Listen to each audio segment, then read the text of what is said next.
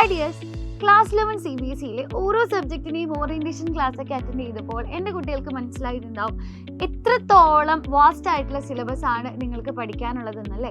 8th, 9th, 10th ഒക്കെ നമ്മൾ പഠിച്ചത് വെച്ച് കമ്പയർ ചെയ്ത് നോക്കുമ്പോൾ ഒരുപാട് ടഫായിട്ടുള്ള ഒരുപാട് വലിയ വലിയ കാര്യങ്ങളാണ് ക്ലാസ് 11 CBSEയിൽ നിങ്ങളെ കാത്തിരിക്കുന്നത്. അപ്പോൾ ഈ ക്ലാസ് 11 CBSE സിലബസ് ഈസി ആയിട്ട് നിങ്ങൾക്ക് പഠിക്കാനും ഈസി ആയിട്ട് മനസ്സിലാവുകയും ചെയ്യണമെങ്കിൽ എന്താണ് നമുക്ക് വേണ്ടത്?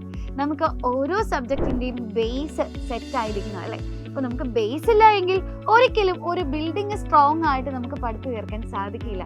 അതേപോലെ തന്നെയാണ് പഠിക്കുന്ന കാര്യത്തിലും. നിങ്ങളിപ്പോൾ ഫിസിക്സ് ആയാലും കെമിസ്ട്രി ആയാലും മാത്തമാറ്റിക്സ് ആയാലും ഓരോ സബ്ജക്റ്റിൻ്റെയും ബേസ് നിങ്ങൾക്കില്ല എങ്കിൽ ഇനി അങ്ങോട്ട് പഠിക്കുന്ന കാര്യങ്ങളൊന്നും തന്നെ നിങ്ങൾക്ക് മനസ്സിലാവുകയില്ല.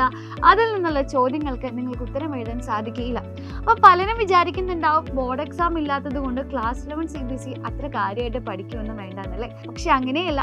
ക്ലാസ് 12 CBSEയിലേക്ക് കടക്കുമ്പോൾ അവിടെ നിങ്ങൾ പഠിക്കാൻ പോകുന്ന എല്ലാ കാര്യങ്ങളും ക്ലാസ് 11 CBSEന്റെ കണ്ടിന്യൂവേഷൻ ആണ്. അപ്പോൾ ക്ലാസ് 11 CBSE നന്നായിട്ട് പഠിക്കാത്തൊരു വിദ്യാർത്ഥിക്ക് ഒരിക്കലും ക്ലാസ് 12 CBSE എളുപ്പമായിട്ട് മാറുകയില്ല. ഇനി അതേപോലെ തന്നെ നിങ്ങൾ കോമ്പറ്റേറ്റീവ് എക്സാമുകൾക്ക് വേണ്ടി പ്രിപ്പയർ ചെയ്യുമ്പോൾ +2 കാര്യങ്ങൾ മാത്രമാണോ ചോദിക്കുക? ഒരിക്കലും അല്ല. +1ഉം +2ഉം ഒന്നിച്ചാണ് നിങ്ങൾക്ക് കോമ്പറ്റേറ്റീവ് എക്സാമുകൾക്ക് വേണ്ടത്.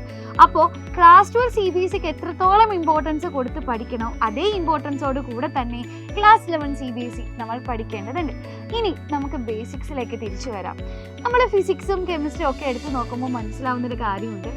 8th, 9th ഒക്കെ നിങ്ങൾ പഠിച്ച കാര്യങ്ങളുടെ കണ്ടിന്യൂവേഷൻ ആണ് ക്ലാസ് 11 CBSE എൻ്റെ കുഞ്ഞുങ്ങൾക്ക് പഠിക്കാനുള്ളത്. ഒബ്വിയസ്ലി നിങ്ങൾ എല്ലാവരും തന്നെ ഒരു 90% ഇതൊക്കെ മറന്നു പോയിട്ടുണ്ടാവും. അതൊരിക്കലും നിങ്ങളുടെ തെറ്റല്ല.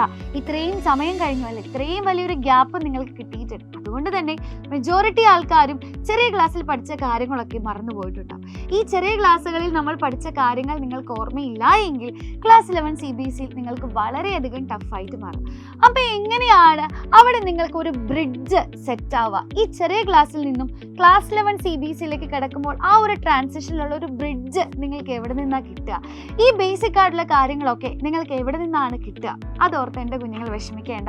അപ്പോൾ ഈ ക്ലാസ്സുകളൊക്കെ എവിടെയാണ് കിട്ടുക? ഈ ബേസിക്സിൽ നമ്മൾ എവിടെ പോയി അന്വേഷിച്ച് കണ്ടെത്തും? ഇതൊന്നും ഓർത്ത് എൻ്റെ കുട്ടികൾ ആരും വിഷമിക്കേണ്ട.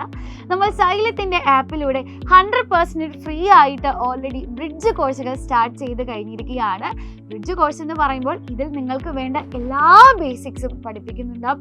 ഫിസിക്സ്, കെമിസ്ട്രി, മാത്സ്, ബയോളജി എല്ലാ സബ്ജക്റ്റിൻ്റെയും ബേസിക്സ് ഈ ആപ്പിലൂടെ 100% ഫ്രീ ആയിട്ടാണ് കേട്ടോ നമ്മൾ പ്രൊവൈഡ് ചെയ്യുന്നത്. അപ്പോൾ ഈ ഒരു ഓപ്പർച്യൂണിറ്റി എൻ്റെ കുഞ്ഞുങ്ങൾ ആരും മിസ് ചെയ്യാൻ പാടില്ല. പ്ലേ സ്റ്റോറിൽ നിന്നോ ആപ്പ് സ്റ്റോറിൽ നിന്നോ സൈലത്തിൻ്റെ ആപ്പ് നിങ്ങൾക്ക് ഡൗൺലോഡ് ചെയ്യാം. ആപ്പിൽ രജിസ്റ്റർ ചെയ്താൽ 100% ഫ്രീ ആയിട്ട് തന്നെ നിങ്ങൾക്ക് ഈ ബ്രിഡ്ജ് കോഴ്സ് ആക്സസ് ചെയ്യാൻ സാധിക്കുന്നതാണ്. സോ ഇത്രയും ഫ്രീ ആയിട്ട് ഇത്രയും നല്ല ക്ലാസ്സുകൾ ലഭിക്കുമ്പോൾ ഈ ഒരു അവസരം എൻ്റെ കുഞ്ഞുങ്ങൾ ആരും മിസ് ചെയ്യരുത് എന്ന് തന്നെയാണ് എനിക്ക് പറയാനുള്ളത്. ഒരിക്കൽ കൂടെ ഞാൻ നിങ്ങളെ ഓർമ്മിപ്പിക്കുകയാണ്, മക്കളെ ബേസ് സെറ്റായിട്ടില്ല എങ്കിൽ നിങ്ങൾ ഇനി അങ്ങോട്ട് പഠിക്കുന്ന കാര്യങ്ങളൊന്നും തന്നെ ക്ലിയർ ആയിട്ട് മനസ്സിലാക്കാനോ ചോദ്യങ്ങൾ അറ്റൻഡ് ചെയ്യാനോ നിങ്ങൾക്ക് സാധിക്കുന്നതല്ല. സോ പേടിക്കേണ്ട, ഞങ്ങളെല്ലാവരും നിങ്ങളുടെ കൂടെ തന്നെയുണ്ട്. നമുക്ക് ഒന്നിച്ച് പഠിച്ച് നമ്മുടെ ക്ലാസ് 11 CBSE അടിപൊളിയാക്കണം. All the best.